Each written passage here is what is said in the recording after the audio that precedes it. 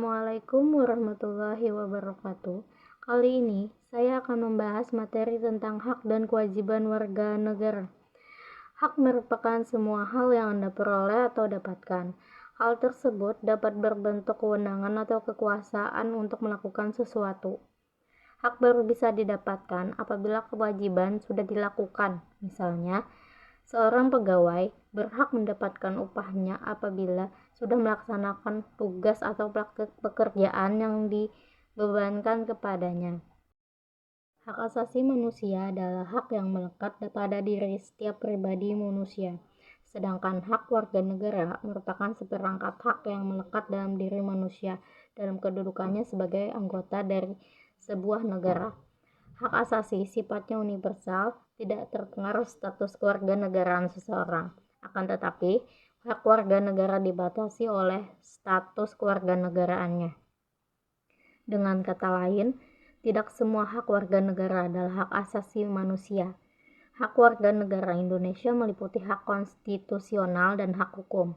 Hak konstitusional adalah hak-hak yang dijamin di dalam dan oleh UUD NRI tahun 1945. Sedangkan hak-hak hukum timbul berdasarkan jumlah undang-undang atau jaminan dan peraturan perundang-undangannya di bawahnya. Kewajiban asasi merupakan kewajiban dasar setiap orang.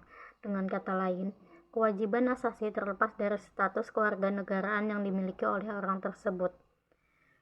Hak dan kewajiban warga negara merupakan dua hal yang saling berkaitan. Keduanya memiliki hubungan kausalitas atau hubungan sebab akibat. Seseorang mendapatkan hak karena kewajiban dipenuhi. Misalnya, seorang pekerja mendapatkan upah setelah melaksanakan pekerjaan yang menjadi kewajibannya. Hak dan kewajiban warga negara juga tidak dapat dipisahkan karena bagaimanapun dari kewajiban itulah muncul hak dan begitu pun sebaliknya. Akan tetapi, sering terjadi pertentangan karena hak dan kewajiban tidak seimbang. Misalnya, setiap warga negara berhak atas jasa pekerjaan dan penghidupan yang layak. Meski menjadi hak, tetapi pada kenyataannya banyak warga negara belum merasakan kesejahteraan dalam menjalani kehidupannya. Hal ini disebabkan oleh ketidakseimbangan antara hak dan kewajiban. Apabila keseimbangan itu tidak ada, akan terjadi kesenjangan sosial yang berkepanjangan. Selanjutnya, saya akan membahas materi tentang substansi hak dan kewajiban warga negara dalam Pancasila. Pancasila merupakan ideologi yang mengedepankan nilai-nilai kemanusiaan. Pancasila sangat menghormati hak dan kewajiban setiap warga negara. Pancasila menjamin hak asasi manusia melalui nilai-nilai yang terkandung di dalamnya. Nilai-nilai Pancasila dapat dikategorikan menjadi 3, yaitu nilai dasar, nilai instrumental, dan nilai praksis. Ketiga nilai tersebut secara langsung ataupun tidak langsung mengatur hak dan kewajiban warga negara. Keseimbangan antara hak dan kewajiban dapat diwujudkan dengan cara mengetahui posisi diri kita sendiri.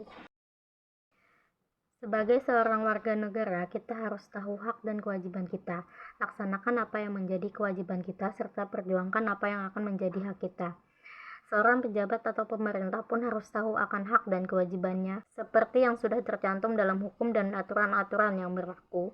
Jika hak dan kewajiban seimbang dan terpenuhi, kehidupan masyarakat akan aman sejahtera. Kasus pelanggaran hak dan pengingkaran kewajiban warga negara. Penyebab terjadinya pelanggaran hak dan pengingkaran kewajiban warga negara terjadi ketika warga negara tidak dapat menikmati atau memperoleh haknya sebagaimana yang ditetapkan oleh undang-undang. Pelanggaran hak warga negara merupakan akibat dari adanya pelainan atau pengingkaran terhadap kewajiban baik yang dilakukan oleh pemerintah maupun oleh warga negara sendiri. Misalnya, kemiskinan yang masih menimpa sebagian masyarakat Indonesia. Hal itu dapat disebabkan program pembangunan tidak berjalan sebagaimana mestinya. Pelanggaran hak dan pengingkaran kewajiban warga negara diantaranya disebabkan oleh faktor berikut, yaitu sikap egois atau terlalu mementingkan diri sendiri, rendahnya kesadaran berbangsa dan bernegara, sikap tidak toleran, penyalahgunaan kekuasaan, ketidaktegasan aparat penegak hukum, serta penyalahgunaan teknologi. Pengingkaran kewajiban warga negara banyak sekali bentuknya, mulai dari sederhana sampai yang berat. Di antaranya adalah membuang sampah sembarangan, melanggar aturan berlalu lintas, merusak fasilitas negara, tidak membayar pajak kepada negara, serta tidak berpartisipasi dalam lingkungan sekitar. Pengingkaran kewajiban tersebut apabila tidak segera diatasi akan berakibat pada proses pembangunan yang tidak lancar. Selanjutnya, saya akan membahas penanganan pelanggaran hak dan pengingkaran kewajiban warga negara. Pertama, upaya pemerintah dalam penanganan kasus pelanggaran hak dan pengingkaran kewajiban warga negara. Mencegah lebih baik daripada mengobati. Nah, pernyataan tersebut sangat terlawan dalam proses penanganan hak dan kewajiban warga negara.